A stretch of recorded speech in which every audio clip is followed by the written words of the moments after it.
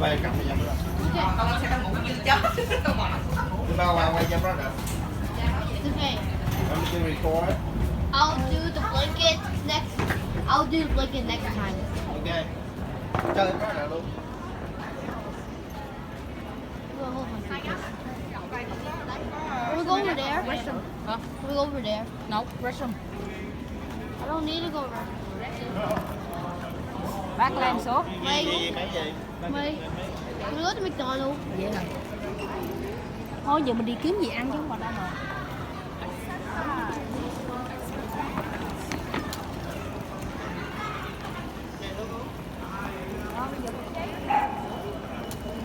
Ở đây đi lên với ba đi con.